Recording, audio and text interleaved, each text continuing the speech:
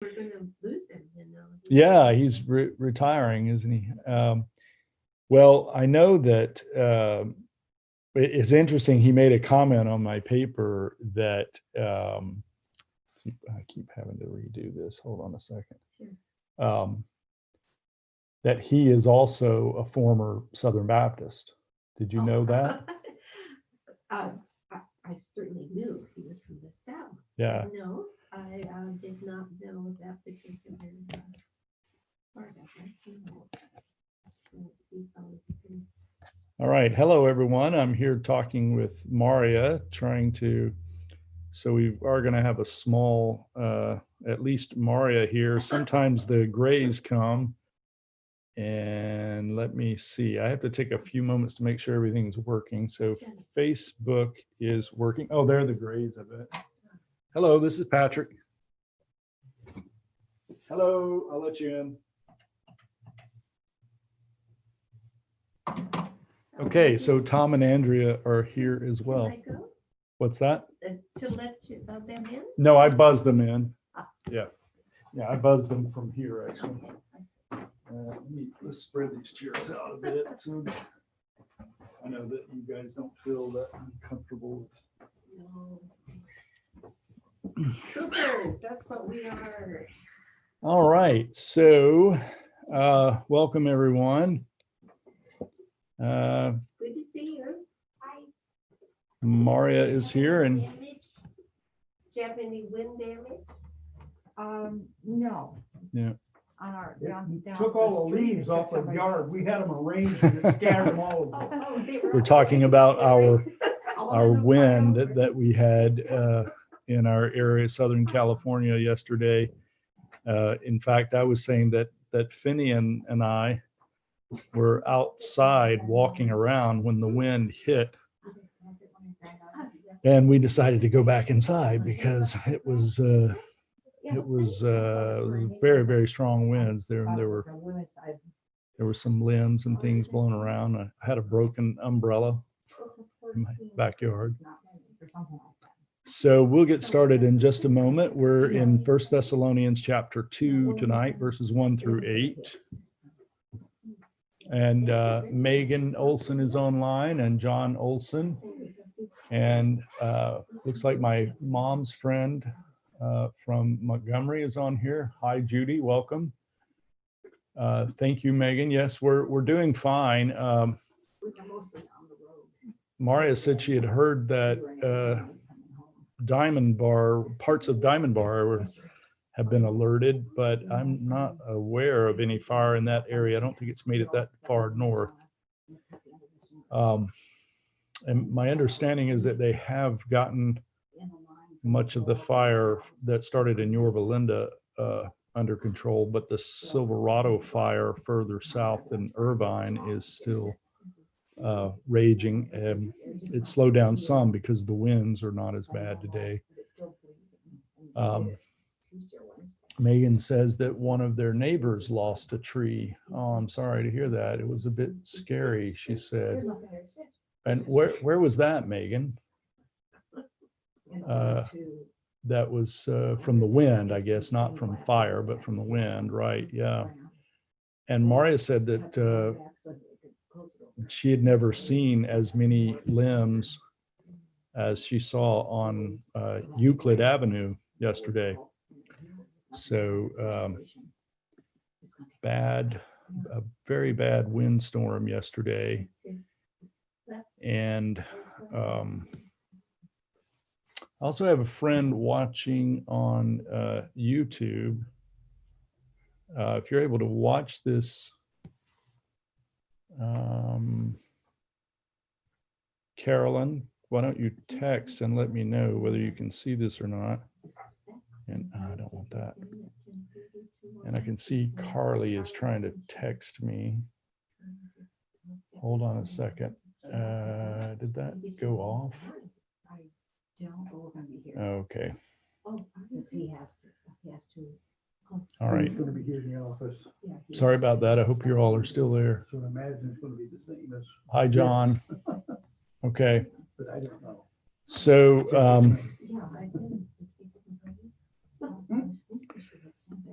some information at one time, but I don't seem to have it though.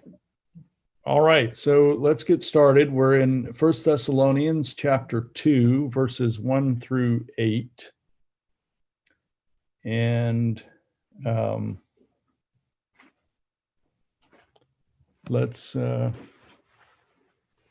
let me give you a little bit of background information. I know 2 weeks ago we were in First Thessalonians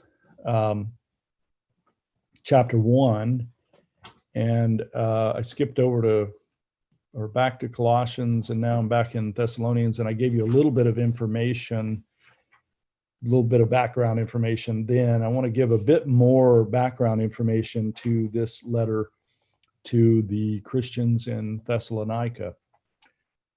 So with the information that we have, so Paul and his missionary team formed the congregation in Thessalonica shortly after they left Philippi.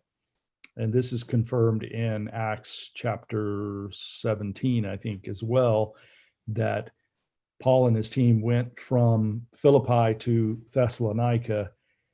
And he mentions in this passage that they were shamefully mistreated in Philippi. And it appears that their stay in Thessalonica was fairly long enough that he received aid from the Christians in Philippi at least twice, as recorded in the book of Philippians. He says there in Philippians 4:16 that he thanked them for the aid that he had received from them on more than one occasion. While in Thessalonica, their efforts appear to have been opposed there as well as they had been in Philippi, as he mentions in verse 2, and we'll look at this a little more closely, but he talks about the opposition that they encountered in Thessalonica in chapter 2, verse 2. And he mentions later in verse 17, which we're not going to discuss in any detail tonight, but he does mention it, that they had to leave Thessalonica suddenly. It doesn't say why, but he describes it as a painful departure, and that he was prevented from returning as quickly as he wanted to. And when he was unable to return to Thessalonica himself, he sent Timothy from Athens to strengthen and encourage the community. And that's in chapter 3. So he tells us that in the letter, he recounts how he had to leave Thessalonica more suddenly than he expected. Then he was not able to get back. And so he sent Timothy to help the congregation there. So First Thessalonians was written then as a follow-up to his visit, giving instructions that would mold and nurture this newly founded community or house church. Now we do get a bit, I've got some, I always try it once. Sorry about that. I forget that for the Zoom, I have to admit people. Are you there, Elaine? Okay, you don't have to do it now. Hi, Seth. Bye. Sorry about that. I completely Okay. forgot that I have to admit people now on Zoom. Yes, they keep putting us in the waiting room, and we hear your voice, and then you vanish, and we go into a cave with bad music. Okay. Well, you'll have to ask me later what I've said to this point. I just introduced, some of it is some of the same things that I had said earlier when we were studying First Thessalonians 2 weeks ago, and about this being a follow-up to Paul's first visit there. And he's trying to encourage the he's trying to encourage the church there and to give them instructions about how to grow and mature in the gospel. And I was saying that the book of Acts also has a little bit of information for us. The book of Acts is a different kind of book, I think, than a letter. And so the information there is a little different. I'll mention why in a few moments. But we do learn from Acts chapter 18 that Paul probably went from Athens to Corinth, and that he may have been in Corinth when he wrote this letter to the Thessalonians. And this same passage in Acts chapter 18 indicates that Paul arrived in Corinth before the Roman senator Gallio arrived as proconsul of Achaia, Achaia is that whole area of southern Greece that includes Athens and Corinth, and I think it also includes the whole Peloponnesian peninsula. And we know this because of a famous inscription found at Delphi. It's the Gallio inscription. Here's a picture of it. In fact, let's see if I can get that. It's just a stone inscription. It's going to be backwards on Facebook. Sorry about that, but it's a stone inscription that recounts the appointment of Gallio by the emperor to that southern region of Greece. And it's dated. Yeah, that's the point. Exactly. It's dated the senator arrived as proconsul sometime in late 51, early 52, which means that the date of the letter is around 50 or 51, in the year or two before Gallio arrived. Now, the reason I mentioned Acts is that the book of Acts, there are a couple of historical discrepancies between the account in Acts and what is written in First Thessalonians. There are some things that actually match up and reinforce our understanding of First Thessalonians, but there's some things that don't match up and make it a little difficult to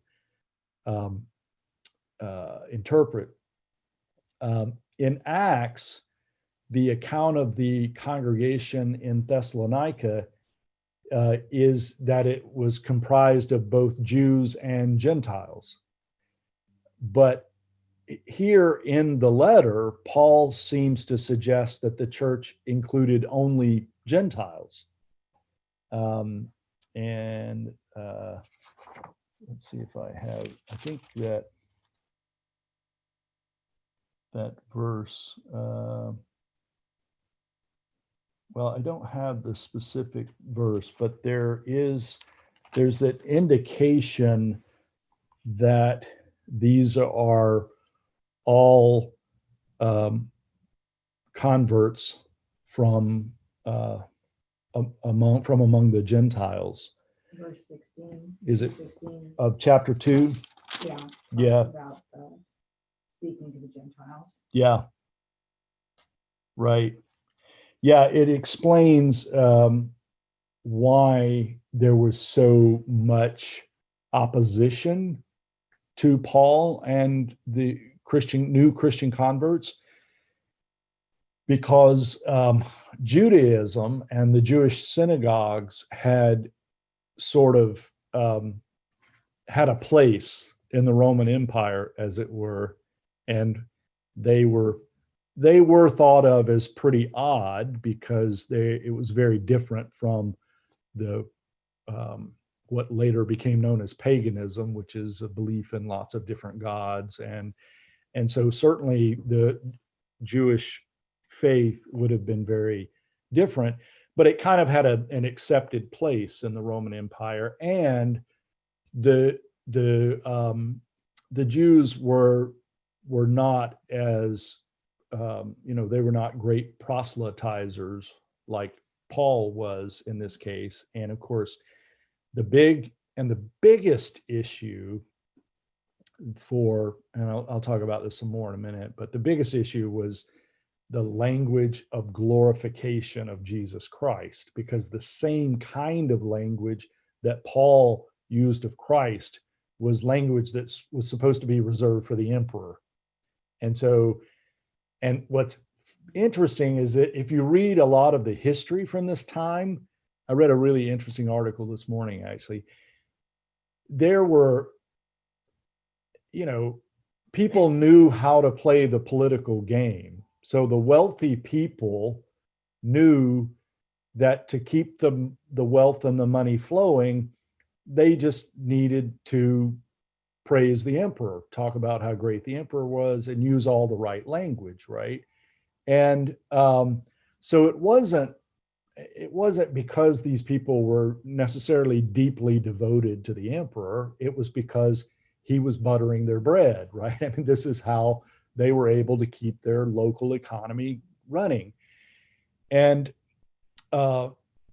Christianity threatened that, or at least the perception was that the leaders and wealthy people in an area would naturally react by saying, you're not going to upset my apple cart by using this kind of language about the emperor. Word is going to get back to the emperor that there are these Thessalonians that are glorifying this other being, and that's going to cost us, and I'm not going to let that happen. And so that's why you had this opposition to the early Christians. It didn't matter, it seems that, or at least it might have been odd to them that all this talk was about a man who had been crucified by the Romans. And so what mattered was that they were using this glorification language, and they were talking about him returning. And so that did not sit well with the status quo in these villages.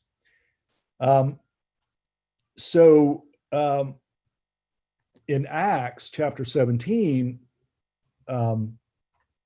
we, or maybe it's 18, 17 and 18 is where Thessalonica is mentioned. It's 17 where it's mentioned that Paul went to a Jewish synagogue when he visited Thessalonica.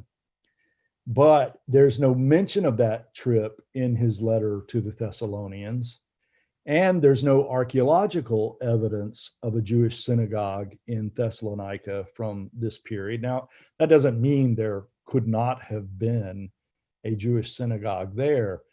But it would be a little odd for him not to mention either the synagogue or any other Jews in Thessalonica in this letter to the Thessalonians. And so what seems more likely is that the book of Acts, which is generally attributed to Luke, right? That Luke wrote Luke and Acts, that it follows a kind of literary pattern where wherever you talk about a place that's visited, you talk about a center of worship being there.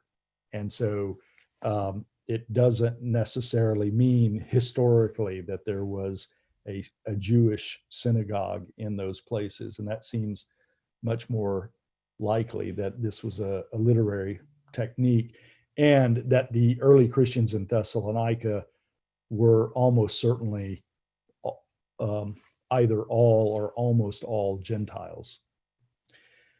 So, assuming that the Christians in Thessalonica are Gentiles allows us to explain what we find in the text.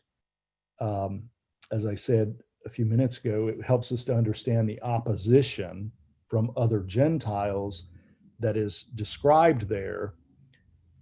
because the economic success of a city or region was heavily dependent upon how vigorously it was willing to give glory to the emperor and to preserve accepted practices of devotion to the gods.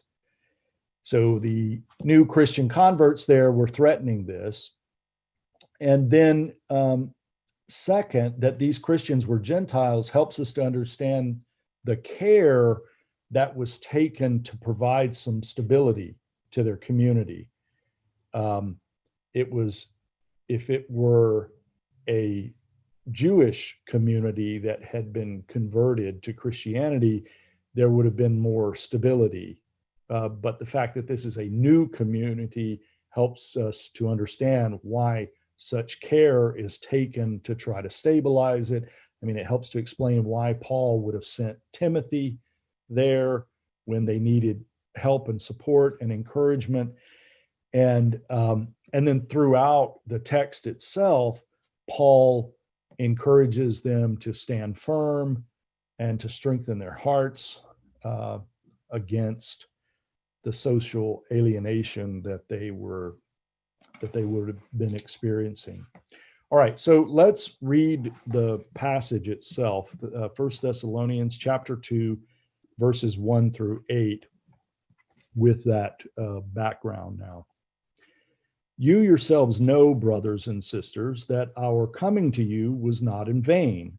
But though we had already suffered and been shamefully mistreated at Philippi, as you know, we had courage in our God to declare to you the gospel of God in spite of great opposition. For our appeal does not spring from deceit or impure motives or trickery, but just as we've been approved by God to be entrusted with the message of the gospel, even so we speak, not to please mortals, but to please God who tests our hearts. Excuse me. As you know, and as God is our witness, we never came with words of flattery or with a pretext for greed, nor did we seek praise from mortals, whether from you or from others, though we might have made demands as apostles of Christ. But we were gentle among you, like a nurse tenderly caring for her own children. So deeply do we care for you that we are determined to share with you not only the gospel of God, but also our own selves, because you have become very dear to us. So I mentioned in the daily devotional yesterday morning that the word gospel is used 4 times in the first 9 verses of chapter 2. It's mentioned in verses 2, 4, 8, and 9. Good news, though. Yeah. What they say here. Yeah, it's the gospel is Don't say gospel. it's literally translated good news, yes. And but it becomes Paul uses it so much that it becomes a very distinctive term. And I think that's why, I mean, the Greek is gospel, the Greek word. And so Paul uses it very consistently and uses the term and throughout his writings pretty consistently. And in the first chapter, I mean, he talks about the gospel in the first chapter in relation to the ongoing situation for the Christians in Thessalonica. And now in chapter 2, in these verses, Paul's going to talk about the relation of the gospel to himself and the missionary team, including at least Timothy and Silas. And Paul never strays from the notion that the power and the source for everything that he does comes through the gospel message. And I reminded everyone yesterday morning that the power of that message was twofold, that the Jesus described in the gospel message serves as a model for us. And this has lots of different there are a lot of reasons this is very important, not the least of which is that Jesus was a real human being. That is, that Jesus was a human being, lived among us, was born, lived, died, was human in every sense of that term. The second part of the gospel message that is equally, if not more important for Paul, is that the message itself has the power to transform our lives. And so these, I think, they certainly go together, but I think they're two very distinct things and they sort of align with the idea of Christ being both fully human and fully divine, right? That Jesus was a real human being, and that Jesus was the real Son of God with the power to, the resurrection power to transform the life of an individual. So lots of heavy meaning in this term, of the use of the term gospel. Now, you'll see too that the language of this passage relies heavily on athletic metaphors, and Paul does this in his other writings too. He gets this. This is a common feature of writings for Greek-speaking philosophers at the time, and Paul uses the athletic language to emphasize that it's a contest. I mean, actually, in my version, the end of verse 2 is great opposition is literally a great contest, like an athletic contest. You have the good news. Oh, you have the But it doesn't. It says contention. contention. Yeah. Mhm. And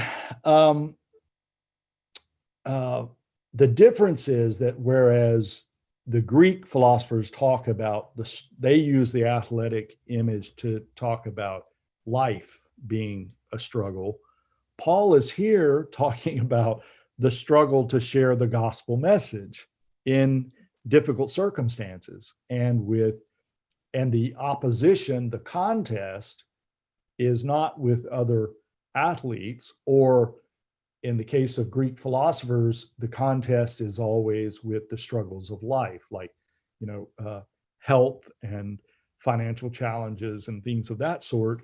And for Paul, the opposition are those Gentiles who've been opposing the spread of the gospel and giving Paul and his team lots of grief. So he talks about the courage in much the same way that a philosopher of cynicism or stoicism might, using this athletic imagery, but with one notable exception. Instead of the courage coming from the strength of the individual from within, the courage comes from God. So that, like the philosophers, there is an emphasis on suffering and opposition. So Paul admits that our lives are filled with difficulties of all sorts, but the source of enduring those difficulties is God and not the self. He says, I'll jump ahead just a bit, but in verse 6, he says that, let's see,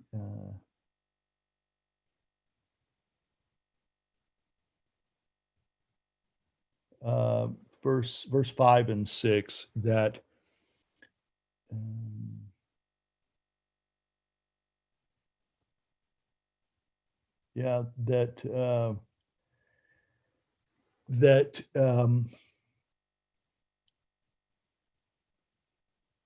they didn't seek praise from mortals, that they spoke. You know what? I'm looking at the wrong. I'm sorry. Verse 6 of chapter 1, he says, and you became imitators of us and of the Lord, for in spite of persecution, you received the word with joy, inspired by the Holy Spirit. That is, that the Thessalonians heard the gospel message and responded with faith. And this response is one that is sufficient for every opposition. So whatever difficulties we encounter, the response of faith is sufficient. Now, in Paul's day, there were a lot of con artists going around making money off of people that were willing to pay for some teaching that would change their lives or improve their circumstances in some way. And so Paul, in verses 3 and 4, wants to make it clear that he and his colleagues are not doing that. The hucksters and sham artists are motivated by money and prestige, but Paul says that he and his team did not have impure motives, and they did not speak words just to get praise, nor did they make unreasonable demands. All of this is intended to highlight the distinction between Paul's work and that of these traveling con artists. We, I think in our context, in our social context, particularly if you think of advertising on television and social media, and I think our social context is one in which the con artist is pretty prevalent. That is someone trying to convince us to give our money to them in some way, right? It's an interesting experience because, of course, it's funny. There are different things that we spend money on, right? And that does tell a lot about a person. But it's also true that that we all have different things that we like, that we're willing to spend money on. And so we will look at someone else and we'll go, I don't know why they spent so much money on that. That just doesn't make sense to me. But then, of course, if we look at our own lives, there are plenty of things that we can find that we spend money on that would be puzzling to people. So it's interesting. There's something interesting about this notion of a con, because a lot of times what the con artist depends upon is the mark, who is more than willing to give himself or herself to him or her, right? That is that's the kind of mark you want, is somebody who will not only buy, but try to convince other people to give their money. And so I don't think that this is very distant from our own situation. That is, that we are surrounded by people who are trying to get us to give them their money, our money, our time, our attention, all of those things. Yeah, and Paul's trying to point out, he's trying to make clear that there's something different here. And what's different, you can go back to the first verse. You yourselves know, brothers and sisters, that our coming to you was not in vain. In other words, one of the things that's pretty significant is that Paul didn't just teach and leave and never have anything to do with the Thessalonian Christians again. He writes to them a couple of times at least, and follows up and sends Timothy there. And so it's clear that he's interested in them as a community. And the other thing that's clear from this verse the things that he says about them in chapter 1, about how the whole region has heard about their loyalty to God and their commitment, and that this, for Paul, demonstrates that their visiting and sharing the message with them was not in vain, that real change took place in their lives. And the change wasn't about giving money to Paul or praising Paul and how wonderful he was.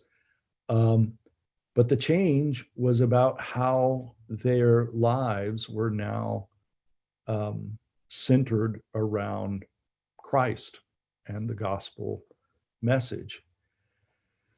So, I think the lesson for us is, I think, is fairly clear, and I'll probably have more to say about this on Sunday. The title of my sermon, I don't know if you noticed, but the title is Words. And so I'm going to talk a little bit about the power of language. So Paul is setting himself and his missionary colleagues apart from these sham philosophers. Now, the list in verse 3, deceit, impure motives, or trickery, those are the words that describe the charlatan. And in contrast, Paul emphasizes what his team has endured, and they clearly were not in this for the earthly rewards. On the contrary, their lives have been very difficult as a result of their commitment to the spreading of the gospel. So that's part of the point that he's making. You know what a difficult time we had in Philippi, and you know the opposition that we encountered in Thessalonica. And, do you really think that we would be doing this if we were trying to please people and trying to get praise for ourselves? The language reminds us a lot of other passages as well, even some Old Testament passages.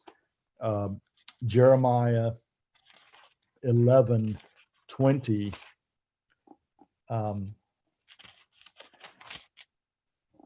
Jeremiah 11:20 is, this is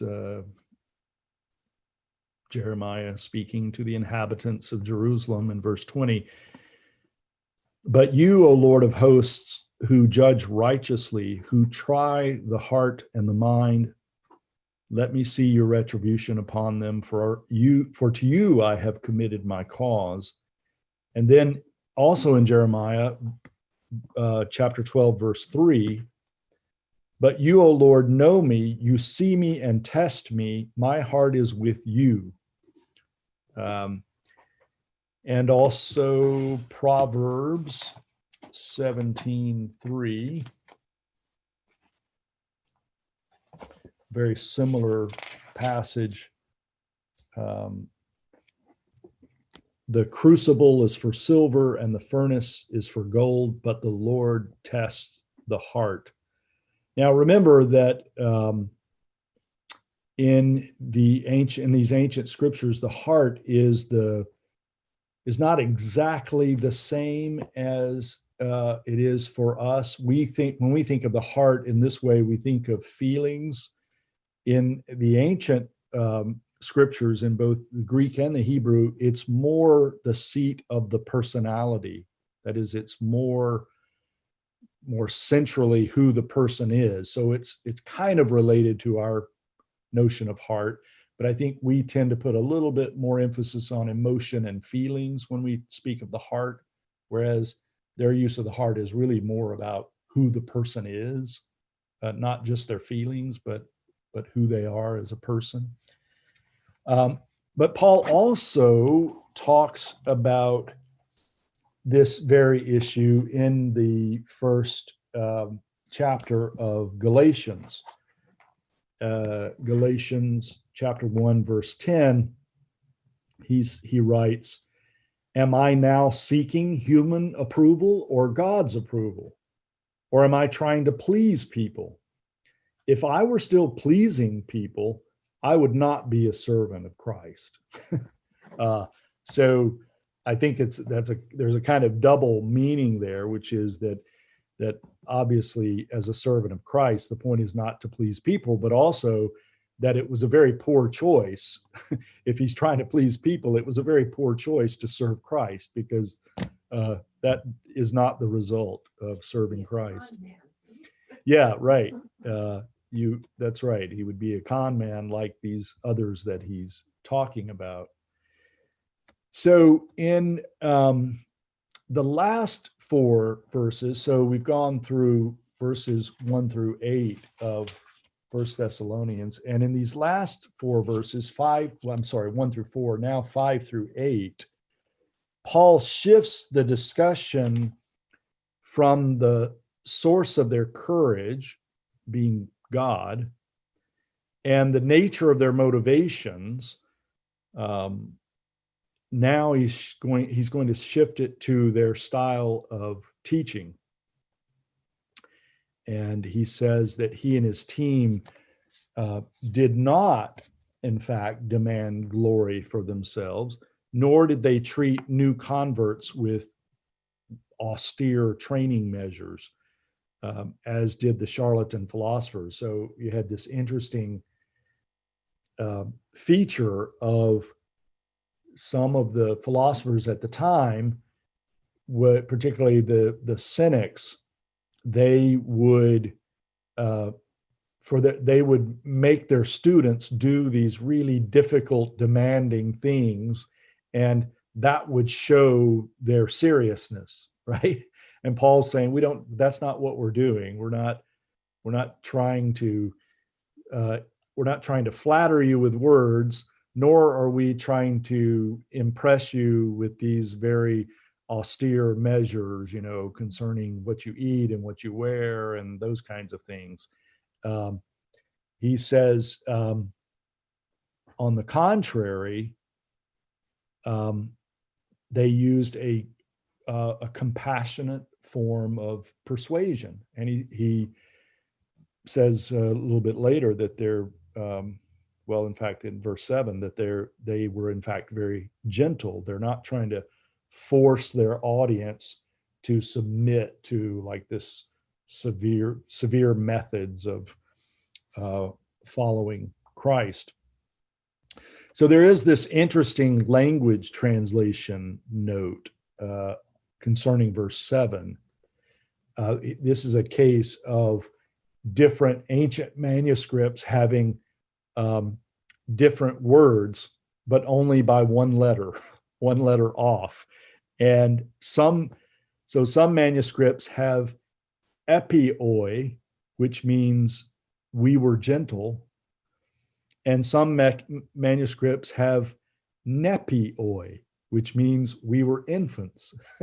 So there, at some point, either the N, the Greek N, was either added or dropped off in these manuscripts, and it's not clear which word or which one is is the proper word. Most scholars seem to think that the correct reading is "we were gentle," and there are lots of things that suggest this. However, "we were infants" might also work, and it could have been used to make the point that Paul and his team were unassuming, like babies. They weren't making demands.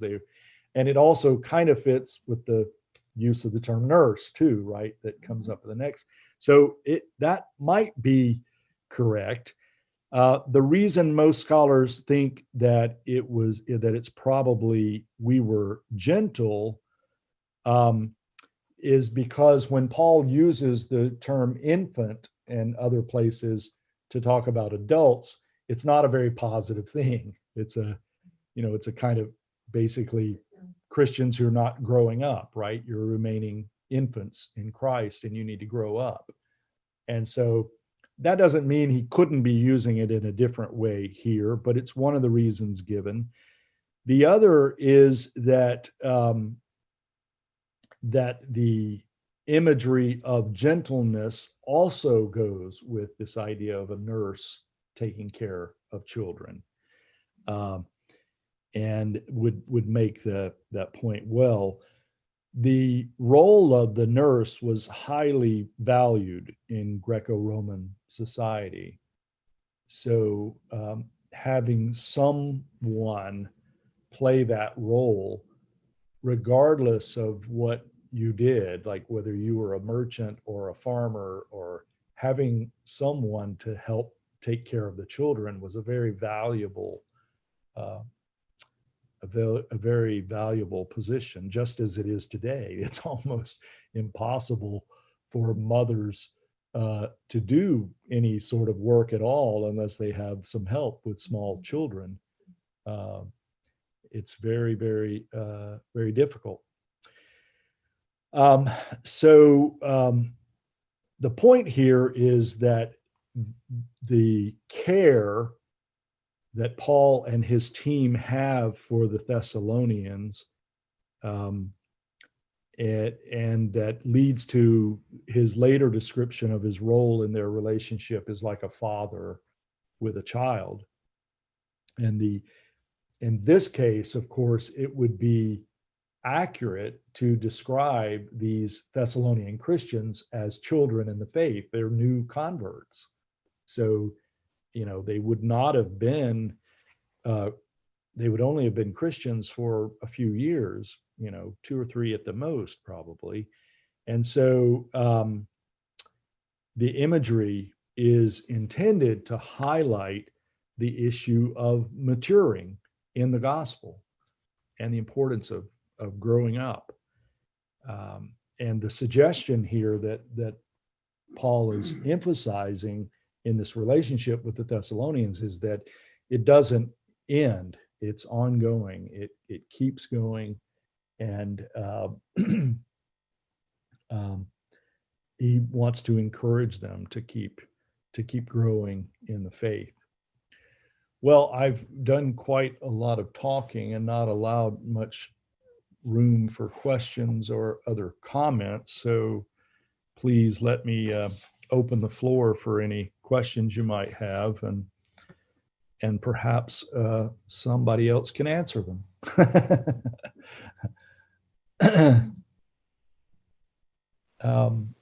I can make a comment. Okay, Cedric, go right ahead. Yes. Yeah. We took a tour called in the Steps of St. Paul. Nice. We did it by bus, so I call it the bus tracks of St. Paul. But anyway, we went faster than he did.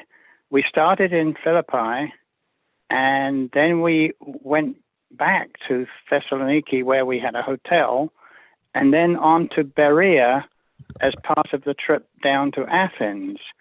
And it was pointed out, and I think this is in Acts, and I've got confused about this. I can't remember everything we were told, but the tour guide wanted to make a very strong point and showed us a synagogue in Berea, which is about as far the other side of Thessaloniki as Philippi is on the east. So, and then from there we went south to Athens, and so there was a Jewish connection nearby, and I got the impression that he rushed to Berea because of the trouble, to run away from another batch of trouble. But I thought that was Philippi, but that would leave out Thessaloniki. Then we go on to Athens, and the comments I'd make is that St. Paul is reputed to have taken part in the Olympic Games that year, I think that was 51 AD. And then he went on to Corinth, and that's all I have to say. Okay. So that's interesting. I had not, I don't think I'd heard that he was an actual participant in the games, but Yeah, he was an athlete. That explains some of the athletic references, that he was really into it. I don't know. There's nothing about his planning to get there in time, or what happened, or how he competed, but there he was, and he did. And they showed us the stadium too, which they've rebuilt since. But yeah, there was also a stadium in Delphi where that inscription was discovered.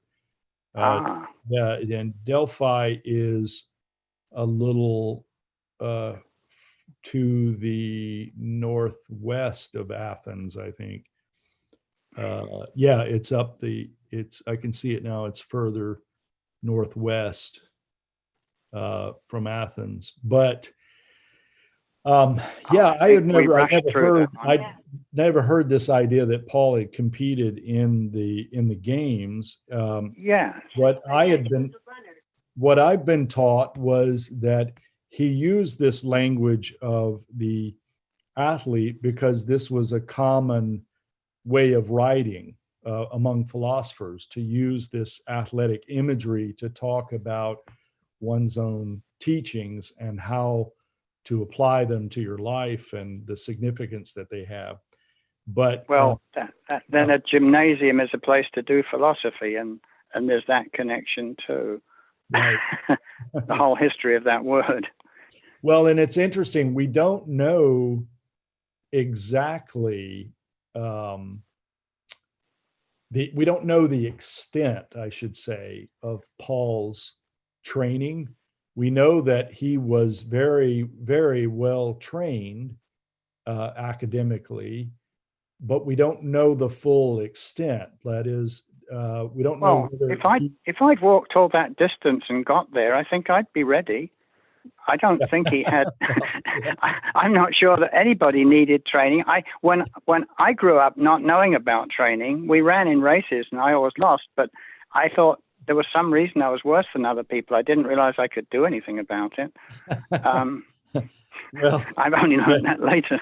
Yeah, that is certainly true. That a traveler in this day and time would have needed to be somewhat athletic to be able to travel. Yes, He walked about 1,000 miles.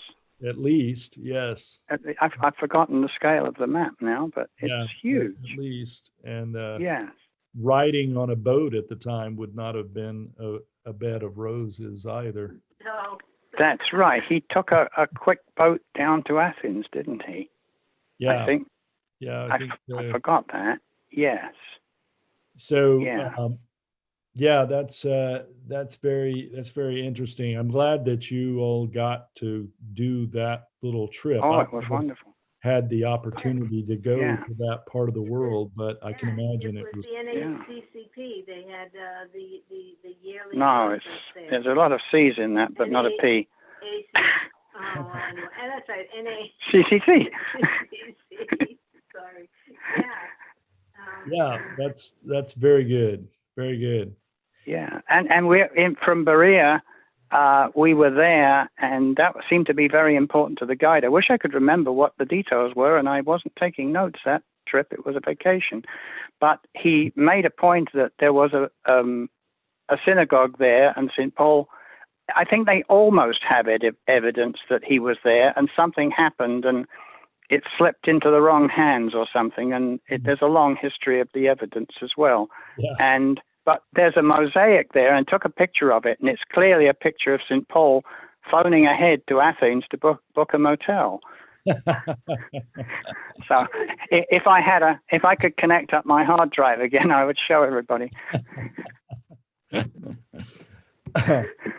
All right. Thank you, Cedric. Any other comments or questions from anyone else about this passage from 1 Thessalonians? Paul is these are, I must say, these are challenging passages to teach and to preach on. Not, as I've tried to say, not because I don't think they're important. I think because maybe they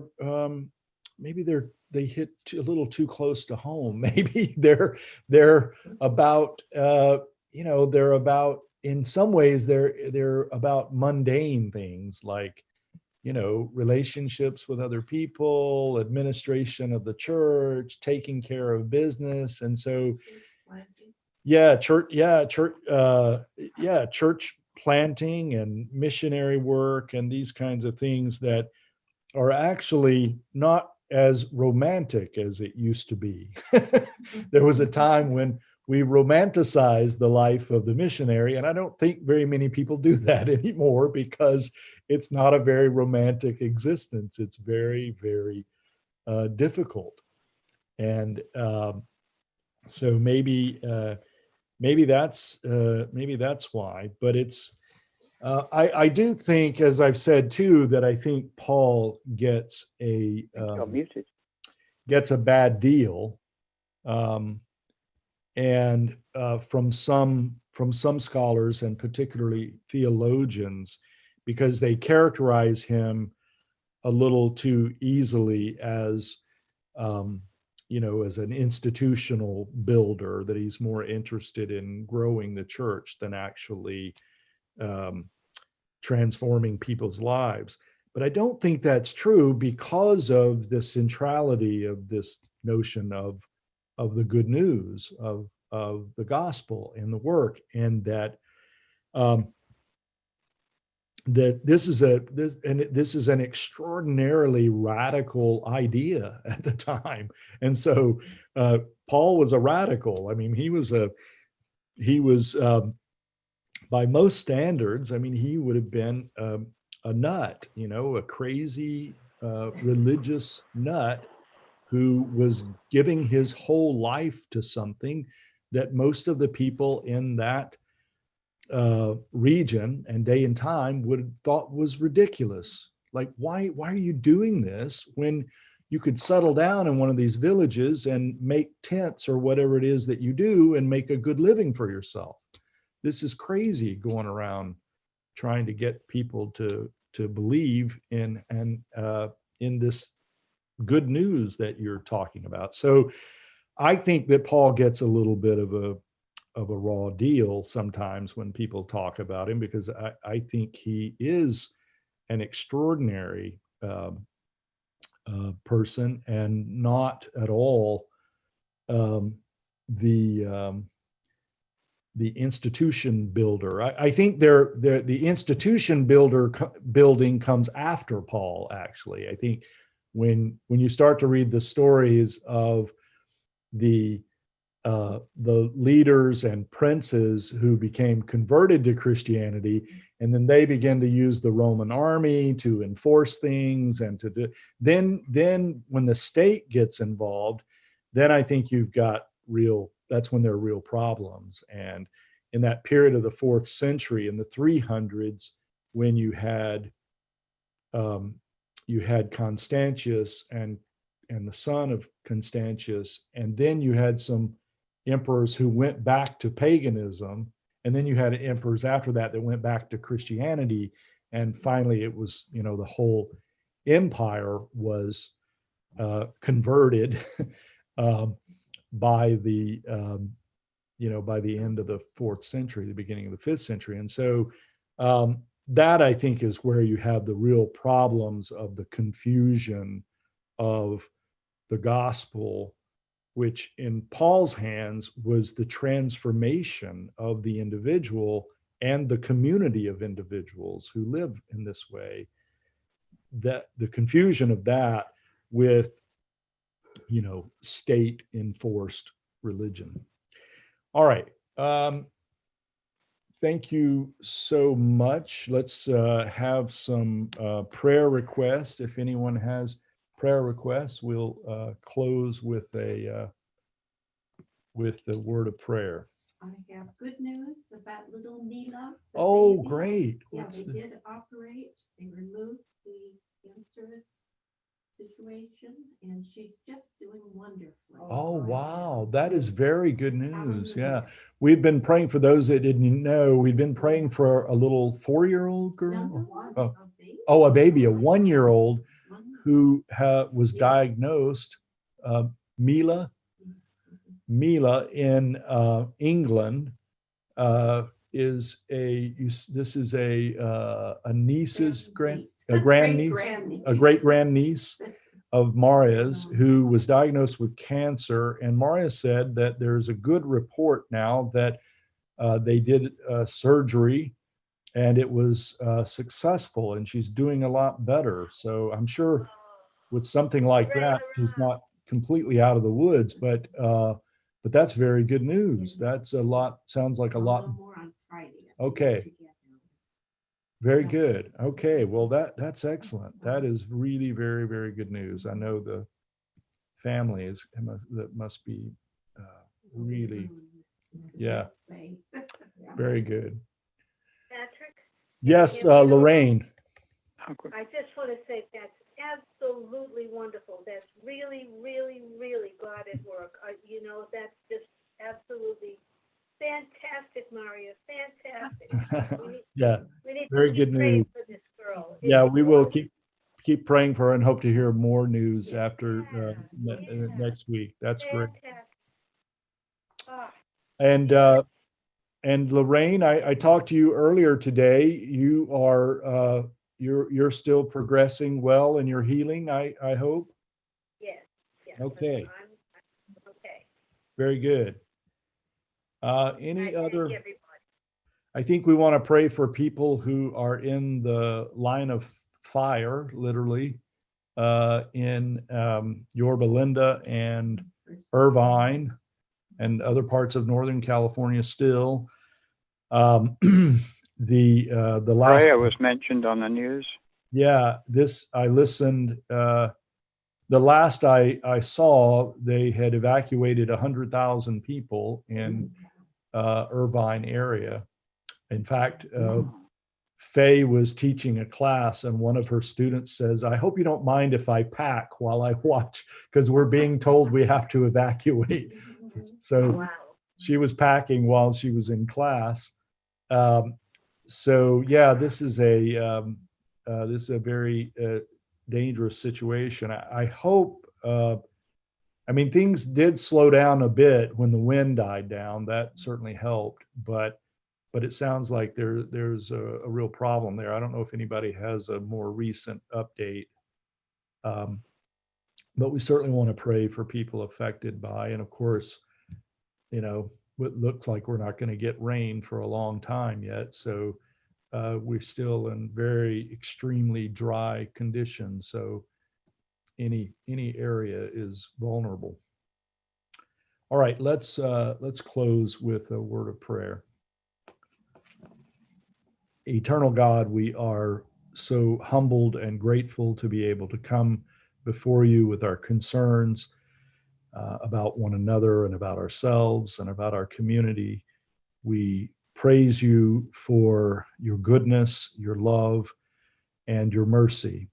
And tonight we praise you for your healing hand and the way that you've worked in the life of Mila in England. We're so grateful to hear this good news and grateful for the medical personnel that have provided aid to Mila and the family. And we continue to pray for her and her healing, and for the family, that they will experience your comfort and that they will experience great joy from this good news and continue to place their hope in you. We are grateful for Lorraine and the progress that she's making in her healing from surgery, and we ask that you would continue to heal her. We pray for others in our community that are experiencing pain, and we ask that you would be with them and comfort them. We pray for those who are in danger or they're property or homes are in danger of fire today and this evening. We ask that you would be with the firefighters and give them strength and courage and wisdom to know how to best deal with this situation. We thank you for them and for their commitment to keeping us safe. We ask that you would comfort those who may lose some things. We ask that you would help keep people out of harm's way. And we pray that that the rains will come as soon as possible, that we can get out of this fire period of this season. We thank you so much for this church. We're grateful for the time to be able to study the Bible together. We ask that you would bless our efforts, that you would continue to help us to love one another, help us to recommit ourselves each day to following Christ, modeling Christ, and allowing our lives to be transformed by your grace through Jesus Christ, and in whose name we pray. Amen. I think we should pray for two more things. What's that, Lorraine? There were two firefighters who were injured. Yes. 3 and 2 were seriously, I believe. And then the other thing, totally different, for the vicinage tomorrow, that it's all really. Yes, I've got an examination tomorrow, and Yeah. I do have some good news. I have, as a part of my training, I have to take a course through the Center for Congregational Leadership, and I have passed that course and received the certificate. So that's good. I had to write a paper for that. It was eight pages long, in fact. So that's good news. And yes, we're still working on the details. It's a little bit challenging because we've got a set of ministers that will be on Zoom who will be conducting the examination. And then we also have pilgrims on Zoom who'll be watching and listening. And in order to best do that, I think we're actually going to move the examination to my office, because the camera in the sanctuary doesn't really help us because it's all happening on Zoom. So I will be able, however, to broadcast the examination on YouTube using Zoom on my computer. So I'm going to do that. So if you only have access to YouTube, you can do that. But otherwise, Carly is sending out an email tonight with the details for joining the Zoom meeting so you can watch. It's already out. Okay. That's at 10:30 tomorrow morning. You can join the Zoom meeting. As a pilgrim member, you can't say anything. You can only listen. And then they will have a private consultation where I'll have to leave the room, and then we'll all come back together. But Sarah and Carly have it worked out where they're going to be able to do breakout sessions in Zoom. So all the pilgrims will go in one breakout room in Zoom, and all the ministers will go into another, led by Pastor G and Dr. Linden. And we should be able to get through it. I'm actually looking forward to it. I think it's going to be kind of fun and interesting. Yeah, well, well, thank you. It's a great honor. I'm really excited about it. And I mean, I wish it were in person. That would be better, of course. But it's good that we can go ahead and do it. And so I'm excited about it. All right. Patrick, Yes. for those of us who are thinking of being there, should we be in the sanctuary since we'll be? No, you and Cedric can come. That's fine. We're going to set you up in a different room, so Okay. you'll be able to watch and listen you and Cedric will be in a separate room. Okay, Okay. Oh, great. Okay. Yeah, good. We'll do that. We'll look for Carly and give her one more job. Yeah. Wow, I know Carly has been fantastic. I can't say enough about what a great job she's doing. I'm so happy to have her. All right. Good night, everybody. Thank you, Megan. Yes, I will give my best to Faye and Finian. Thank you, John. I'll have a good vicinage exam. Take care, everybody. Good evening. Bye, Lorraine and Good Cedric. night. See you tomorrow. Yes. Yes. Bye.